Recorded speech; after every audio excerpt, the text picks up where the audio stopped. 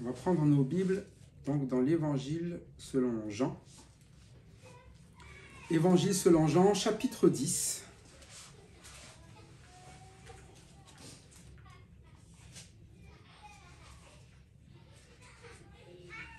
Chapitre 10. Et on va lire du verset 22 jusqu'à la fin. Verset 22 au 39 déjà. 22 à 39. On peut lire deux versets chacun, peut-être. Sens début d'une montre.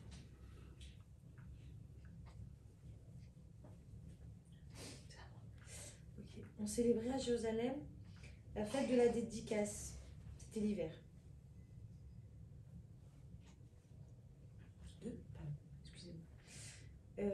Et Jésus se promenait dans le temple sous le portique de Salomon. Alors on fit cercle autour de lui et on l'interpella. Combien de temps nous tiendras-tu encore en haleine? Si tu es le Messie, dis-le-nous clairement. Je vous l'ai déjà dit, leur répondit Jésus, mais vous ne croyez pas. Pourtant vous avez vu les actes que j'accomplis au nom de mon Père. Ce sont eux qui témoignent en ma faveur. Mais vous ne croyez pas parce que je n'ai pas de mes brebis. Les brebis entendent ma voix, je les connais et elles me suivent. Mes brebis, je leur donne la vie éternelle et elles ne périront jamais. Et personne ne les enlèvera de ma main. Mon Père qui me les a donnés est plus grand que tous. Et personne ne peut les ravir de la main de mon Père. Moi et le Père, nous sommes un. Alors les Juifs prirent de nouveau des pierres pour le lapider. Jésus leur dit, je vous ai fait voir plusieurs bonnes œuvres venant de mon Père, pour laquelle me lapidez-vous? Les Juifs lui répondirent, ce n'est point pour une bonne œuvre que nous te lapidons, mais pour un blasphème, et parce que toi qui es un homme, tu te fais Dieu. Jésus alors leur répondit, n'est-il pas écrit dans votre loi? J'ai dit, vous avez été des dieux. S'il est vrai qu'elle a appelé Dieu ceux à qui la parole de Dieu a été adressée, et si l'écriture ne peut pas être annulée, celui que le Père a sanctifié et envoyé dans le monde, vous le dites, tout blasphème. Et cela parce que j'ai dit, je suis le Fils de Dieu. Si je ne fais pas les œuvres de mon Père, ne me croyez pas. Mais si je les fais, même si vous ne me croyez pas, croyez à ces œuvres afin de savoir et de reconnaître que le Père est en moi et que je suis en lui. Voilà pourquoi ils cherchaient encore à l'arrêter, mais il leur échappa. Donc on est toujours la suite de l'enseignement du Seigneur. Il y a une œuvre qu'il a faite juste avant, qui est de redonner la vue à une personne qui est née aveugle. Vous vous rappelez, ils lui ont demandé pourquoi est-ce que cet homme était né aveugle au chapitre 9. Et Jésus a répondu, ce n'est pas que lui ou ses parents aient péché, mais c'est afin que les œuvres de Dieu soient révélées en lui. Il faut que je fasse, tant qu'il fait jour, les œuvres de celui qui m'a envoyé. La nuit vint et personne ne peut travailler. Pendant que je suis dans le monde, je suis la lumière du monde. Donc il y a un moment qui est un moment temporaire ici, où il dit, pendant que je suis dans le monde, je suis la lumière du monde. Il y a un temps où il va falloir que lui, il œuvre, il travaille, mais pas n'importe quelle œuvre. Il dit, les œuvres de celui qui m'a envoyé. Et les œuvres de celui qui l'a envoyé, il le montre eh bien avec cet homme aveugle. Et cet homme aveugle, s'il y avait une chose qu'il a reconnue, c'est que Jésus-Christ vient de... Jésus en tout cas, il ne dit pas le Christ, mais Jésus vient de Dieu. Il est dit qu'il ne sait même pas qui est cet homme, mais en tout cas, cet homme ne peut pas faire ce qu'il fait s'il ne vient pas de Dieu. C'est ça ce qu'on appelle l'œuvre de Dieu, de voir vraiment, mais si ce n'est pas Dieu qui a fait ça, comment c'est possible? Et Jésus-Christ, il a manifesté l'œuvre de Dieu, les œuvres de Dieu. À chaque fois qu'il s'est retrouvé avec une personne, il lui a ramené ce que personne ne peut lui ramener. D'abord, il a ramené, eh bien, cet aveugle de voir. Mais il est dit depuis le chapitre 2 qu'il a fait de nombreux miracles, eh bien, à Jérusalem. Donc Jérusalem, ce n'est pas la première fois qu'il voit l'œuvre du Seigneur. L'œuvre du Seigneur a été vue en Samarie. L'œuvre du Seigneur a été vue en Galilée, partout autour. Donc tout ce qu'il fait est visible, est connu. Et la seule réponse que les pharisiens ont, lorsqu'il a fait manifester son œuvre, c'est celui qui croit en lui, il ne vient plus dans les synagogues, il est chassé. Donc il y a une véritable adversité de la part des pharisiens envers Jésus, malgré tout ce qu'il fait, malgré l'œuvre, eh bien qu'il montre devant tous. Et là, ici, il est à Jérusalem, chapitre 22. Pendant quoi? Pendant la fête de la dédicace. Alors la fête de la dédicace, vous ne la trouverez pas dans l'Ancien Testament, c'est particulier. La fête de la dédicace, c'est ce que l'on fête généralement en même temps que Noël. Les Juifs, ils le fêtent à peu près à ce moment-là. Vous connaissez cette fête? Non. Hanouka. Hanouka, c'est une fête qui rappelle eh bien, le temple qui a été resanctifié à un moment donné. Pourquoi? Parce qu'il a été pris et rendu comme temple païen par un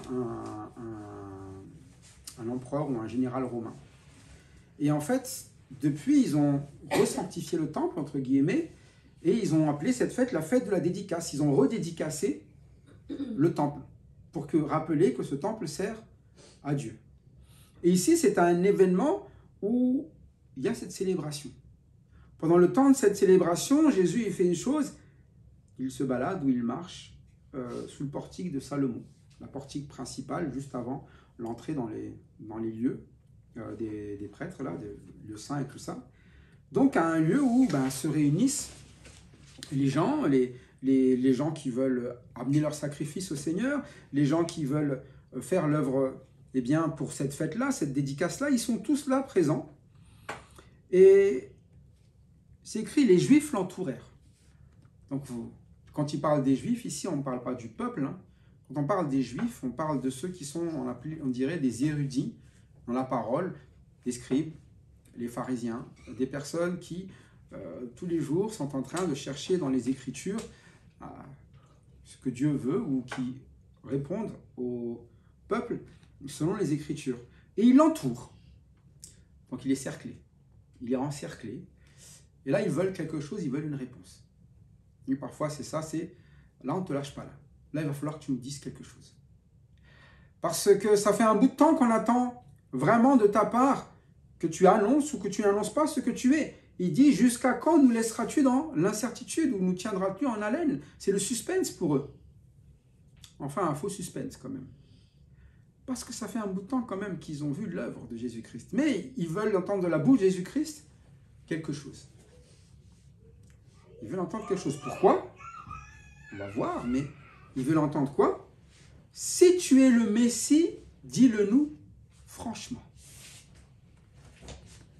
Parfois, il y a des questions eh bien, que les gens nous posent.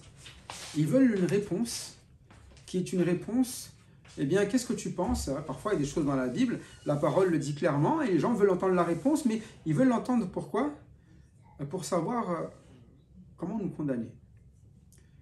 Hein, si vous demandez aux gens, est-ce qu'il y a un autre Dieu que votre Dieu?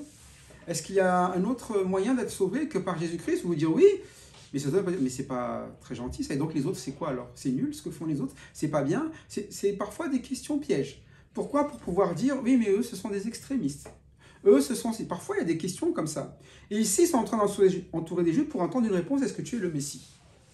S'il dit qu'il est le Messie, eh bien, ils vont l'attendre au tournant.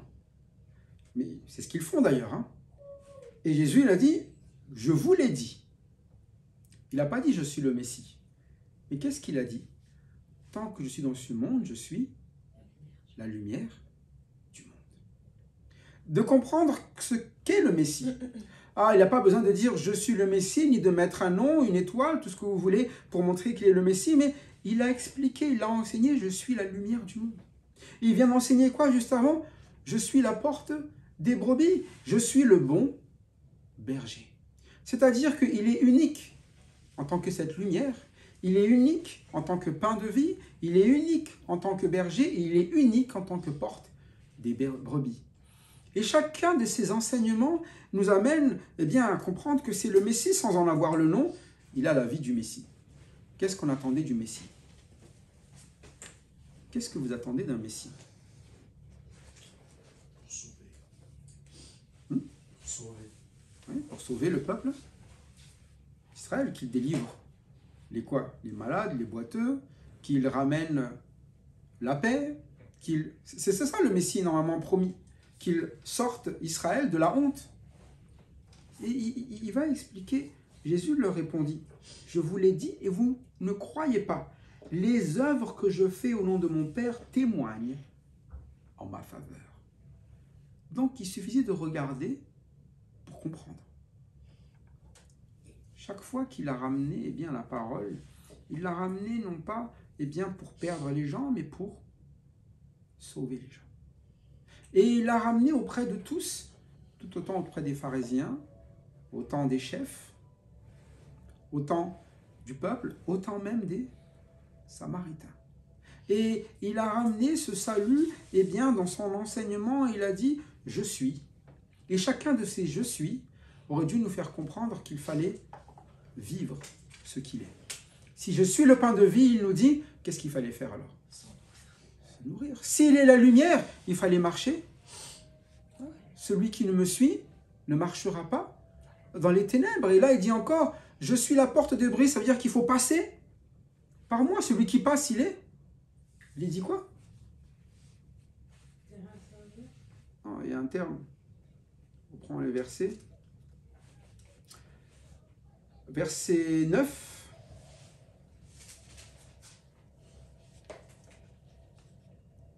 Quelqu'un peut le lire?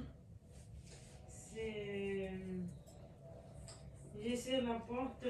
Si je suis la porte. Si quelqu'un entre par moi, il sera sauvé. Il entrera et il sortira et il trouvera de pâturage. Donc, il dit quoi? Je suis la porte. Si quelqu'un entre par moi, il sera. Mais c'est ça le Messie. Donc, il n'arrête pas de le répéter, je vous le dis. Si quelqu'un entre par moi, il sera sauvé. Mais les gens, ils ne comprennent toujours pas. Ils ne comprennent pas qu'il fallait croire, il fallait entrer, il fallait suivre, il fallait quoi encore? Se nourrir de ces paroles. Et il ne cesse d'enseigner cela. Et parfois, on est un petit peu comme ça. On attend du Seigneur quelque chose, mais il nous l'a déjà donné. Il nous a déjà donné ce dont nous avions besoin. Il nous a donné la réponse déjà. Et parfois, on cherche, mais pourquoi est-ce que Dieu ne s'occupe pas de moi? Mais il s'est déjà occupé de nous. Pourquoi Dieu ne répond pas à mes prières? Il a déjà répondu. Vous vouliez être sauvé? Il est la porte. Il fallait passer par lui. Et parfois, nous cherchons des solutions qui sont déjà présentes. Et là, c'était ces Juifs. Ils voulaient savoir si c'était le Messie. Ils n'ont toujours pas vu en Jésus quoi, donc? Le Messie. Ils ne comprennent pas en quoi est-ce qu'il est le Messie. Dis-le-nous franchement, c'est pas franc. Mais on ne peut pas faire plus franc que donner qui est le Messie. Et il va leur rappeler même, je suis le bon berger. Que fait le bon berger? Il donne sa vie pour ses brebis. Donc il est même en train d'annoncer quoi? Son œuvre en elle-même. Il va être prêt à quoi? À donner sa vie pour ceux qui lui appartiennent, pour ses brebis. Et le Messie, ça a toujours été ça. Le Messie, c'est le sauveur. Il sauve, il donne sa vie. Il est prêt à faire ce qu'il faut pour que nous ne périssions pas. Et il l'a annoncé depuis le début. Et ici, il dit quoi? Les œuvres que je fais au nom de mon Père témoignent en ma faveur. Il n'y a aucune œuvre que Jésus n'ait fait sur cette terre qui ne soit pas salutaire. Chaque personne qu'il a rencontrée n'est pas repartie en disant « Ah, je suis pire dans ma vie ». Chacun repart avec quoi? Quelque chose qu'il n'avait pas. Un paralytique repart en marchant. Ici, un aveugle repart en voyant. Et nous avons des disciples qui le suivent, qui, on dit quoi? Nous avons reçu grâce sur grâce, dit depuis le début Jean. Il ne repart pas sans quelque chose. On a reçu grâce. Il sait que par la parole qu'il a reçue, elle lui a donné le pouvoir de devenir enfant de Dieu. C'est ce qu'il explique, Jean, depuis le début. Et souvent, nous pensons que Dieu ne donne pas ou que le Seigneur Jésus-Christ ne donne pas parce que nous n'avons pas pris ce qu'il a donné. Et ça, c'est l'état actuel de ces Juifs ici. Jésus lui a dit, mais ils ne croient pas. Les œuvres que je fais au nom de mon Père témoignent en ma faveur, mais vous ne croyez pas. Et c'est pas faute de les avoir fait. Et c'est pas faute de ça que ça a été vu. Mais pourquoi est-ce qu'ils ne croient pas? Vous ne croyez pas parce que vous ne faites pas partie de mes brebis. Comme je vous l'ai dit, il en a rajouté ici, mais d'où l'explication qui était juste auparavant. Les brebis reconnaissent la voix du berger. Parfois, nous voulons forcer des choses. Vous allez me dire, mais pourquoi il ne comprend pas? Pourquoi est-ce qu'il n'arrive pas? Pourquoi? Mais Jésus, il ne va pas leur dire simple, parce que vous n'êtes pas les brebis. C'est de la compréhension des brebis que de savoir que l'œuvre qu'il fait, c'est l'œuvre de Dieu. Est-ce que l'aveugle a compris que Jésus a fait l'œuvre de Dieu? Et il n'y a aucune explication théologique qu'il a fait auparavant. Il a vu l'œuvre, il a vu ses yeux qui ont vu, et quand Jésus lui a enseigné, qu'est-ce qu'il lui a dit? Crois-tu au Fils de Dieu? Il répondit, et qui est-il, Seigneur, afin que je croie en lui? Tu l'as vu, lui dit Jésus, c'est celui qui te parle, c'est lui. Alors il dit, je crois, Seigneur, et il se prosterna devant lui. Je dis, mais c'est trop facile, là. C'est simple, mais c'est parce que c'est une brebis. Et la brebis a entendu la voix. Elle a reconnu que c'est Dieu qui l'a envoyé, et quand il a parlé, il n'a même pas mis une hésitation. Qui est-il? Afin que je croie. Il était prêt. Son cœur était prêt. Et ici, on voit une personne qui fait partie des brebis. Mes brebis, dit le verset 27, écoute ma voix. Je les connais et elles me suivent. Ça, c'est très important. Lorsqu'on annonce la parole aux personnes qui ne connaissent pas le Seigneur, on ne compte pas sur un argumentaire. On ne compte pas sur, je dirais, une répétition. Ici, il dit une chose simple. Mes brebis écoutent ma voix. Et étonnamment, vous vous rendez compte, il y a des personnes, un moment, moi je sais que je suis rentré dans l'église, ou je suis rentré dans l'église, je n'étais pas préparé en me disant, ouais, je suis venu là pour écouter la parole de Dieu. Je n'étais même pas venu pour ça, j'étais juste venu pour aller avec Emmanuel et Michael qui étaient là dans l'église. Ok, je viens avec vous, et j'ai entendu ce message. C'était pour moi. Je l'ai entendu cet appel, de me dire, mais c'est à toi que ça s'adresse. J'ai entendu cette voix, mais pendant des années, je me suis tenu dans les églises, dans les Bibles. Ça me passait totalement au-dessus. Je n'entendais rien, j'étais juste content quand il y avait les chants. Et là, pendant les chants, je connais celui-là. Et je chantais. C'était comme ça. Mais parce que je n'ai jamais entendu cette voix-là, mais le jour où je l'ai entendue, je savais que ça s'adressait à moi. Il dit, mes brebis écoutent ma voix, je les connais. Et étonnamment, quand on a la parole de Dieu, on l'écoute, on sait qu'il nous connaît. Parce qu'il parle de nous. Et ce message, quand j'ai entendu la première fois, j'ai dit, mais pourquoi il parle de moi? Ce pasteur que j'avais jamais vu de ma vie, il parle de ma vie. Il parle de mon état. Il parle de mon cœur. Il parle de mes soucis. Il parle de mes chagrins. Il parle de tout ce que je ne dis à personne et qui se trouve ici. Et ça, c'est ce qu'on appelle la parole de Dieu, et c'est la parole de Jésus-Christ lorsqu'il s'adresse. Ah, c'est pour moi. Qui est-il afin que je croie? Dis-moi, parce que là, tout ce que tu m'as dit, là, c'est la vérité. Et quand on est venu me voir pour m'annoncer que Jésus-Christ, il est celui que Dieu a donné, Dieu a tant aimé le monde qu'il a donné son Fils, afin que quiconque croit en lui ne périsse pas, mais qu'il ait la vie éternelle. Pour moi, c'est qui est-il afin que je croie en lui? C'était immédiat. Oui, bien sûr. J'étais tellement étonné de l'œuvre de Dieu, de voir ce qu'il sait de ma vie, de mon opprobre, comme cet homme aveugle qui s'est rendu compte que Jésus-Christ connaissait son malheur. Il a pointé ça, il lui a retiré cela, il a dit, mais qui est-il qu'il faut pour que je croie en lui? Et à nous de faire confiance aussi que lorsque la parole s'adresse, elle s'adresse à quelqu'un. Parfois on se dit, bon, personne n'a jamais entendu, personne n'a compris.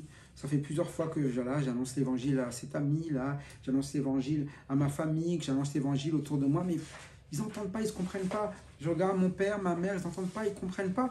Ce n'est pas encore le moment. En tout cas, ce ne sont pas des brebis. La Bible nous dit quoi?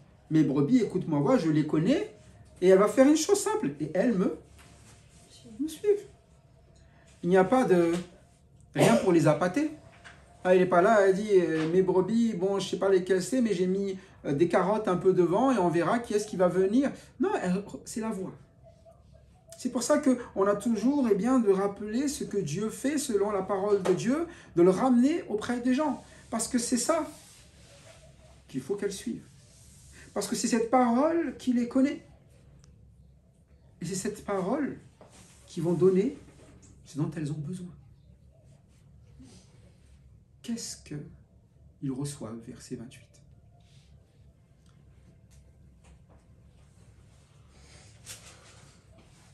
Lorsqu'ils écoutent la voix, lorsqu'ils connaissent, lorsqu'ils voient comment Jésus les connaît, lorsqu'ils suivent, la Bible dit quoi? Je leur donne la vie éternelle. C'est un don. Ce n'est pas un mérite dans ce cas-là. Et elle dit, après avoir fait plusieurs étapes, l'épreuve, non, quand elles me suivent, je leur donne. Ça fait partie de suivre Jésus-Christ. De suivre Jésus-Christ, qu'est-ce qu'il y a avec? La vie éternelle. C'est pour ça qu'il y a cet appel-là du bon berger. Il donne sa vie pour ses brebis, la sienne il la donne, et il donne quoi? La vie éternelle. Ce n'est pas juste à la croix où il est mort. Il est mort, mais il va donner la vie éternelle, sa vie. Qui a l'éternité? Qui a la vie éternelle? À qui ça appartient? Ça n'appartient pas à l'homme, ça appartient à Dieu. Et c'est Jésus qui va donner quoi? Je leur donne la vie éternelle. La vie éternelle, ce n'est pas juste vivre une éternité. C'est vraiment la vie de Jésus. Ce qu'elle contient, sa nature, tout ce qui va avec. Son amour, sa paix, sa joie, sa connaissance. Tout ce qu'il vit, il nous la donne. Je leur donne la vie éternelle. Et il ne faut pas confondre vie éternelle comme les gens pensent. Hein, vous connaissez la mythique histoire de la recherche du Graal. Le Graal, c'est si jamais quelqu'un le boit, qu'est-ce qui se passe? Il est censé avoir la vie, entre guillemets, éternelle. Mais dans quel état? Dans quelle nature? Le même, aujourd'hui, aura la vie éternelle. Donc, il restera tel qu'il est, pécheur. Quelqu'un avec une éternité, avec du péché, il ne fera qu'accumuler quoi dans sa vie? Du péché. Mais s'il donne la vie éternelle, ça veut dire que le don pour ces brebis, lorsqu'elles suivent le Seigneur, c'est d'avoir la vie de Jésus. Grandir en Jésus. Croître en Jésus-Christ. Et dès maintenant, il est en train de leur enseigner ça, et ils ne comprenaient pas ça. C'est pour ça que les pharisiens, ils ne suivaient pas Jésus. À chaque fois qu'ils voyaient Jésus, c'était pourquoi? On l'encercle et on va lui tendre un piège. Vous vous rappelez quand même que depuis plusieurs chapitres, ils cherchent à faire quelque chose. Ils cherchent à le faire mourir. Et là, ce n'est juste une occasion pour eux que de le faire mourir, mais ils continuent pourtant quoi? À les enseigner. À leur rappeler qui est le Messie. Et qu'est-ce qu'il donne? Je leur donne la vie éternelle, elles ne périront jamais et personne ne pourra les arracher à ma main. Vous savez, ça c'est le bon berger. Le bon berger donne sa vie pour ses brebis. Qu'est-ce qu'elle fait quand elle donne sa vie? Elle donne sa vie réellement. Elle partage sa vie avec ses brebis. Si vous suivez le Seigneur Jésus-Christ, ça veut dire que vous allez partager tout ce que va vivre Jésus-Christ. Quand j'emmène les enfants avec moi, ils vont partager tout ce que je fais, tout ce que je vis. Ils sont là, dans la voiture, gauche, droite, même s'ils ne voient pas tout, mais ils sont là. Et ils sont en sécurité quand ils sont avec moi parce que je m'occupe d'eux. Mais si je les laisse tout seuls, si je laisse Mitty tout seul dehors, elle ne vivra pas cette sécurité. Mais la sécurité, c'est selon ma conduite aussi. Si je me conduis mal, elle vivra aussi quoi? Si je fais un accident en voiture, elle vivra quoi aussi? L'accident. Mais Jésus-Christ, c'est le bon berger. Ça veut dire que là où il va, c'est là où on va aller. Et il ne va pas dans un accident. Lui, il est du royaume de Dieu. Il va avoir une conduite juste. Il est le bon berger. Et c'est pour ça qu'il amène avec lui, il leur donne la vie éternelle. Elles ne périront jamais parce que lui ne périra jamais. Et personne ne pourra les arracher à ma main parce que, eh bien, lui, il est un avec le Père et que personne ne peut l'enlever de sa main. Si on est dans sa main à lui et que lui est dans la main du Père, personne ne peut nous séparer de lui. Et c'est ça qui est important. C'est qu'il nous donne sa vie, une vie avec assurance. On est quand même dans un monde où on n'a pas de berger, on ne sait pas où est-ce qu'on va et on ne sait pas ce qui va nous advenir. Parce que tout dépend de nous. Si aller au ciel dépend de nous, eh bien, on a plus l'occasion de faire des accidents que d'avoir de bonnes routes pour aller au ciel. Contrairement à Jésus, qui ne périra jamais, nous, on va 100% sûr périr. Et donc, on ne peut pas aller plus loin que ce qu'on est capable de faire. Périr. Et une brebis ne peut pas faire plus que ce qu'elle sait faire d'habitude. Qu'est-ce que c'est faire une brebis? Sur le berger, normalement. Mais si elle ne suit pas le berger, donc qu'est-ce qu'elle saura faire? S'égarer. Oui, s'égarer. Et quand un loup va venir, qu'est-ce qu'elle sait faire aussi? Se faire dévorer. C'est tout ce qu'une brebis sait faire. Et parfois, nous pensons être super brebis. Et dire, moi, c'est bon, je peux me débrouiller tout seul dehors, je n'ai pas besoin de berger, je ne périrai pas. C'est ce qu'on se dit. Hein. Je ne périrai pas et je n'ai pas besoin d'être dans les mains du Seigneur. Je suis capable de me garder moi-même. Mais c'est impossible. On périra parce qu'on est fait pour périr et une brebis, sa capacité, c'est de s'égarer. C'est pas de trouver son chemin. Alors, qu'est-ce qui va arriver? Eh bien, on va toujours se perdre. Mais il dit, personne ne pourra les arracher à ma main. Verset 29, il explique pourquoi. On l'a un peu dit déjà, mais « Mon Père qui me les a donnés est plus grand que tous, et personne ne peut les arracher de la main de mon Père. » Il y a un parallèle ici. Il a dit que personne ne peut les arracher de qui? D'abord, premièrement, il a dit personne ne peut les arracher de ma main. Mais là, il dit quoi? Personne ne peut les arracher de la main de... Donc ici, on a ce qu'on appelle un parallèle entre le Fils et le Père. Est-ce que la main du Fils et la main du Père, eh bien, ont le même effet ici? Identique. Donc, il est en train d'associer son œuvre à l'œuvre de qui? L'œuvre du Père, encore une fois. Et l'œuvre du Père, il va le rappeler à tous parce qu'on ne connaît peut-être pas le Fils. Peut-être qu'on se pose la question, est-ce que c'est vraiment lui le Messie? Mais il va rappeler une chose. La main de mon Père, elle est plus grande que tous. Et moi, personne ne l'arrachera de ma main. Son œuvre à lui, c'est de donner la vie éternelle. L'œuvre du Père, c'est toujours de garder dans sa main. Mais pourquoi est-ce qu'il peut les garder dans sa main? Pourquoi c'est le Père qui le garde dans sa main? Il dit, mon Père qui... Quel est le terme? Vous vous rappelez au début quand on a parlé du portier? Mon Père qui me les a... Il dit quoi ici? Donc, qui a donné ses brebis au Fils? Vous vous rappelez quand on a expliqué, le portier lui ouvre la porte? C'est-à-dire qu'il a autorisation de quoi? De récupérer les brebis. Mais ça veut dire quoi ouvrir la porte? Ça veut dire quoi me les a données? Eh bien, ça veut dire tout simplement que toutes les œuvres qu'il a faites, il l'a faites parce que c'est le Père qui lui a donné de le faire. Et il l'avait expliqué déjà au Jean chapitre 5. Il ne fait rien qu'il voit faire où? Donc on voit Jésus-Christ qui est en train de rappeler d'où vient tout ce qu'il est capable de faire, du Père. Et c'est important pour les Juifs ici, parce que les Juifs, ils sont en train de ne pas comprendre qui est Jésus-Christ, et il est en train de leur rappeler que tout ce qu'il fait, c'est la main du Père, s'il est capable donc de faire toutes les œuvres qu'il fait parce que le Père lui a donné, il est capable aussi de quoi? De garder, comme le Père est capable de garder. Et c'est le Père qui les a donnés, c'est-à-dire que c'est l'œuvre du Père que d'avoir laissé le Fils diriger les brebis. Le bon berger, c'est le berger qu'a donné Dieu. Et le berger qu'a donné Dieu, il porte un nom. C'est celui qui a été annoncé depuis toujours. C'est le Messie. On lisait pendant le camp des adolescents, là, le matin, avec le groupe encadrant et tous ceux qui s'occupent des enfants et de la logistique et tout ça, on lisait Ézéchiel. Et dans Ézéchiel, au chapitre 34, il y avait un problème justement parce que les pasteurs n'étaient pas des pasteurs. Ils étaient là, mais ils s'occupaient d'eux-mêmes. Mais il y avait une promesse.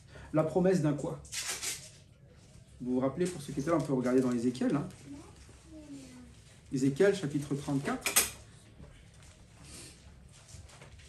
Qui comprennent justement ce qu'est un Messie. Ce n'était pas anodin ce message.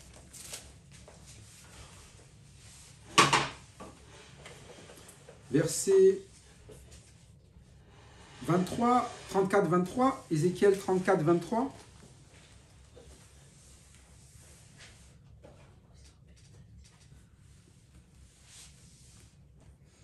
J'établirai sur elle un seul pasteur qui les fera paître, mon serviteur David, il les fera paître, il sera leur pasteur.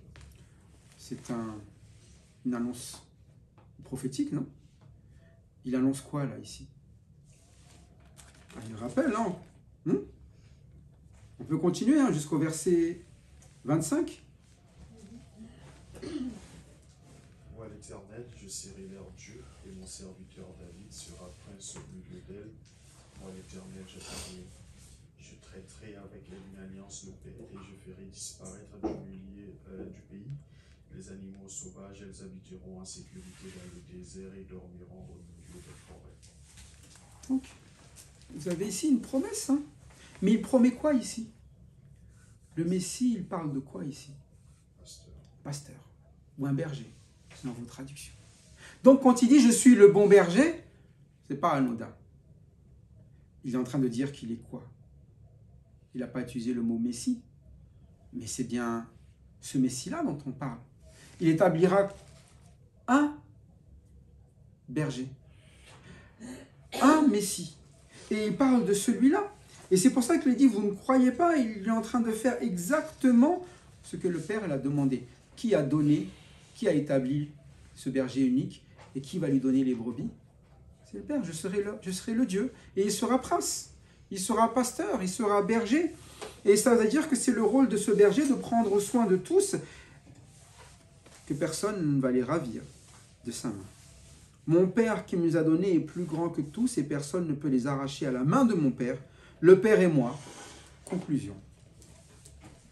Nous sommes un. Et c'est ça le Messie. Et la question que posent ces Juifs, c'est, si tu es le Messie, dis-le-nous franchement. Et là, il va le dire franchement. Il a déjà dit franchement, mais ils n'ont pas cru. Et là, il va le dire très franchement. Le Messie, c'est égal le Père. Ils sont un. Il n'y a pas de décalage entre l'un et l'autre. Et qu'est-ce qui va arriver quand il annoncera ça? Et ils vont dire, ah, c'est bien toi le Messie alors. Vous voyez, dès qu'il a commencé à dire qui il est franchement, dès qu'il y a vraiment eu ce qui est l'enseignement direct, malgré qu'il ait bien tout expliqué auparavant pour qu'ils comprennent, qu'est-ce qui va se passer? Alors les Juifs prirent de nouveau des pierres pour le lapider. C'est important pour nous de le comprendre selon notre état. Vous savez, les brebis, ce qu'elles font, qu'est-ce qu'on a lu? Elles écoutent la voix. Parce que le pasteur les connaît et qu'elle va les suivre. Mais quand on n'est pas une brebis, quand on entend quelque chose, eh bien, qu'est-ce qu'ils sont en train de faire, les autres, là? De nouveau, C'est-à-dire que ce n'est pas la première fois. De nouveau, ils font quoi? Ils prennent des pierres et ils lapident. Donc il y a toujours deux manières de voir les choses quand on écoute un enseignement. Et il y a ce que font toutes les brebis. Elles écoutent, elles prennent ce qu'elles ont à entendre pour elles, puisque le Seigneur les connaît, et elles suivent. Et puis il y a toujours la partie où je prends des pierres pour lancer. Tais-toi. Grosso modo, c'est ça. Je n'ai pas envie d'entendre ce que tu as à dire. Et ça, c'était le caractère des pharisiens. À chaque fois que Jésus parlait, il ne voulait surtout pas qu'on parle d'eux. Et vous vous rappelez, là on est dans Jean 10, mais à Jean 8, il va leur dire franchement certaines choses. Et ils ont encore fait quoi à ce moment-là? Ils avaient pris des pierres pour le faire mourir. Il leur avait dit quoi? Il les connaissait. Et quand il les connaissait, il leur a dit quoi? Si vous connaîtrez la vérité vous rendra libre. Donc ils savaient une chose d'eux, c'est que c'était des quoi? Des esclaves. Et est-ce qu'ils ont apprécié d'entendre ça? Pas du tout. Hein. Et ils étaient en colère. Jusqu'à dire même que Jésus avait un démon. Et là encore, lorsqu'il enseigne, vous vous rappelez, verset 19, il leur dit quoi? Lorsqu'il a enseigné et qu'il a le pouvoir de donner et de reprendre la vie, qu'il est un avec le Père, à chaque fois qu'il est en train d'annoncer qu'il est le Messie, qu'est-ce qu'ils veulent faire? Ils veulent le lapider, le détruire. Il y a des divisions, ils disent qu'il a un démon. Donc c'est ça le truc, c'est qu'on peut toujours ramener un enseignement, on peut toujours dire, je ne comprends pas pourquoi ils ont ces réactions-là, pourquoi est-ce qu'ils cherchent du tort, à lapider, à faire... Mais c'est le propre de ceux qui refusent la parole. Ceux qui l'acceptent, eh bien, sont comme cet homme qui était aveugle. Ils prennent pour eux. Et leur vie, elle est changée. Ils ont une autre manière de voir le Seigneur, ceux qui sont autour d'eux. Ils regardent tout différemment. Ceux qui suivent le berger, eh bien, suivent le berger. Ça veut dire qu'ils vont à la ressemblance du berger. Ils vivent la vie du berger. Ceux qui s'opposent au berger deviennent tout le contraire, ou sont tout le contraire de ce qu'est un berger. Ce sont des brigands, des voleurs. Et ce qu'ils cherchent, c'est quoi? Eh bien, qu'est-ce qu'on fait des brebis quand on est un brigand, un voleur? Un loup. On les prend, mais pour les exploiter, comme un loup qui s'en empare et les disperse. Et ici, on voit ces Juifs, ils ne supportaient pas. Ils lapident Jésus, on se dit, Jésus, il n'est pas parti. Hein. Jésus leur dit encore, verset 32, « Je vous ai fait voir beaucoup de belles œuvres qui viennent de mon Père, à cause de laquelle me lapidez-vous. » Quand on commence à vous lapider, normalement, le premier réflexe, c'est plutôt de partir. Hein. C'est le premier réflexe. Mais il va utiliser même ça, pourquoi? Pour les enseigner, pour les sauver, pour les faire réfléchir ce qu'ils sont en train de faire. Pour laquelle des œuvres bonnes que j'ai faites, vous me lapidez. Est-ce que c'est normal que vous me lapidez? Est-ce que j'ai fait quelque chose de mal? Il lui a dit auparavant, qui d'entre vous me convaincra de pécher? Mais il ne trouve rien à redire sur sa vie. Le problème, c'est pas ça, c'est ce qu'il vient d'enseigner. Ça les a choqués. Mais c'est la vérité. Mais c'est pour ça que tout est très différent. Quand eux ils disent que Jésus a un démon, est-ce que Jésus les lapide? Ou un éclair tombe sur leur tête pour avoir osé blasphémer contre le Fils de Dieu? C'est comme ça qu'il a fait? Pour blasphème contre le Fils de Dieu, vous m'avez traité de démon, boum, éclair sur tout le monde. Est-ce que c'est ce qui s'est passé? Par contre, eux, pour ramener le salut, ils sont capables de... Ils n'ont pas d'éclair, mais ils jettent des quoi? Des pierres.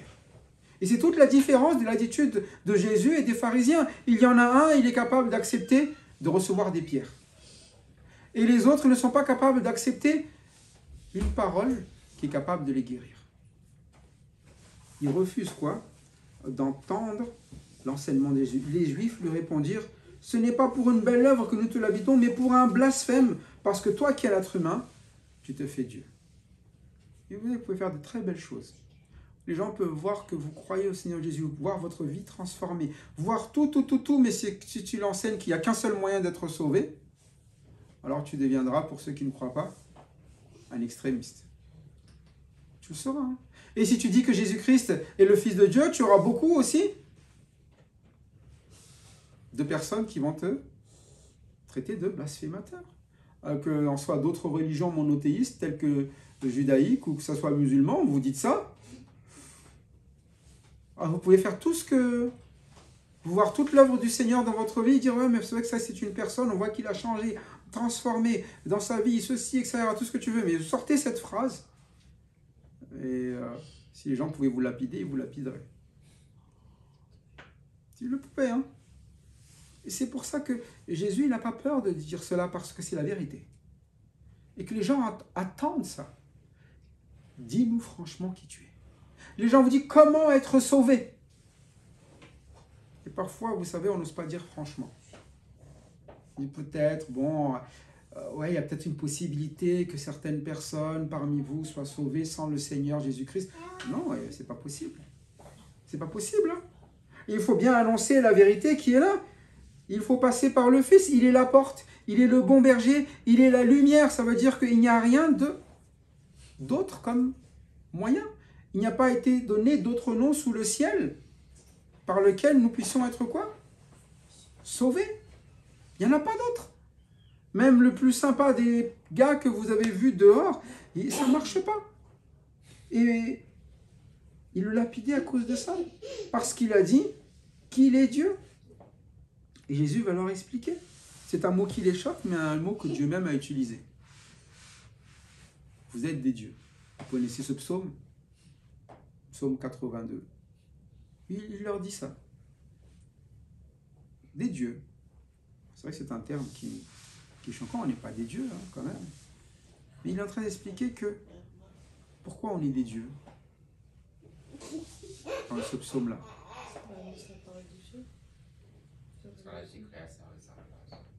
Non, c'est pas pour ceux qui sont créés à sa ressemblance. Il le dit là. Hein. Il le dit, s'il est vrai qu'il a appelé Dieu ceux à qui la parole a été adressée. Donc il appelle Dieu qui? Des personnes qui ont reçu la parole. Mais vous vous rappelez quand même, depuis Jean, il le dit depuis le début, à ceux qui ont reçu, il a donné le pouvoir de devenir enfants de Dieu. C'est dans ce sens-là qu'il le dit, c'est dans le psaume 82, il rappelle la même chose. Il est en train de dire quoi? Vous êtes des enfants du Très-Haut, des dieux. Et c'est un petit peu cela, c'est qu'on va être en Jésus-Christ avec une nature différente. On partage, dira Pierre quoi? La nature divine. On n'est pas Dieu dans le sens avec un grand D, c'est-à-dire créateur, tout-puissant, mais on a la vie de Dieu qui est manifestée en nous, qui avons reçu la parole. Et ça, c'est ce qu'il est en train d'essayer de leur expliquer, mais vous voyez comme quoi c'est vraiment très dur. Parfois, vous pouvez essayer d'argumenter autant que vous voulez, et Jésus-Christ, c'est pas qu'il ne savait pas argumenter, hein. Il savait très bien ce qu'il avait à dire.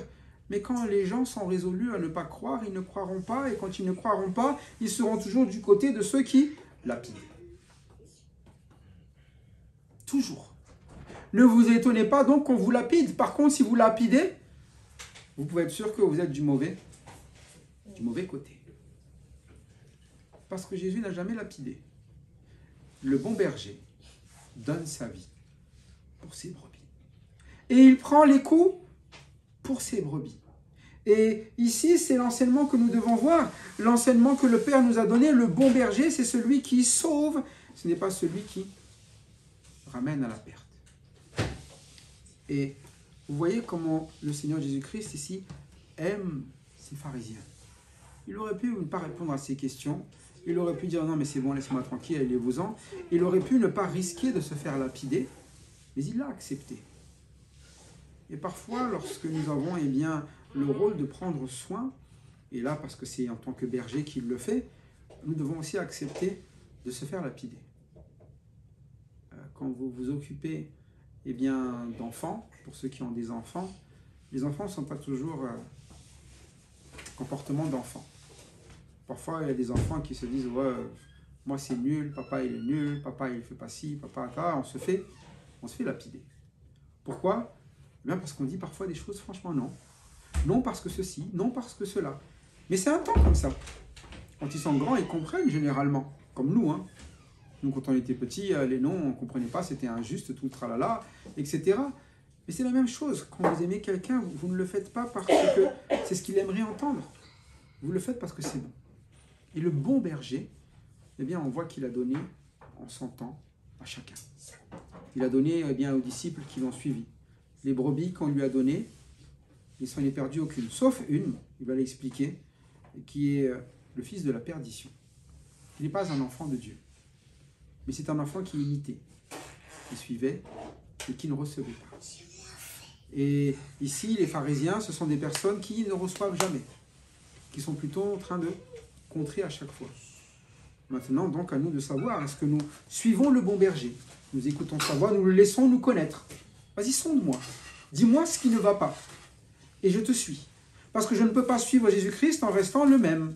En me disant, ben écoute, moi, je vais aller à gauche, mais je suis le Seigneur qui part à droite. Je suis. Si c'est ta vie que d'accepter eh bien d'être lapidé, ça sera la mienne. Si c'est ta vie, eh bien que d'aimer ceux qui sont tes ennemis, ça sera la mienne. Si c'est ta vie, eh bien qui est la bonne vie, eh bien je choisis cette vie aussi. Et j'espère que chacun d'entre nous, ici, nous avons fait ce choix. Nous avons fait le choix, eh bien de dire quoi? Eh bien je veux vivre la vie éternelle. Je vais la vivre où je ne serai pas arraché eh bien, de cette vie par qui que ce soit, parce que je suis gardé par le Fils et donné par le Père. Je crois que Jésus-Christ, eh bien, c'est Dieu, et je crois qu'il est capable de tout ce qu'il dit. Tout ce qu'il m'annonce, je vais le faire, c'est le bon berger. Si c'est ce que nous croyons, eh bien, nous vivrons aussi les afflictions qu'il vit, tout comme nous vivrons eh bien, sa vie bénie. Que nous soyons donc des enfants de Dieu, suivant eh bien, le berger que nous a donné le Père, tout simplement. Et nous verrons ses œuvres toujours s'accomplir en nous, avec effectivement des afflictions, mais qui sont peu de choses par rapport au reste qu'il nous donne. Amen.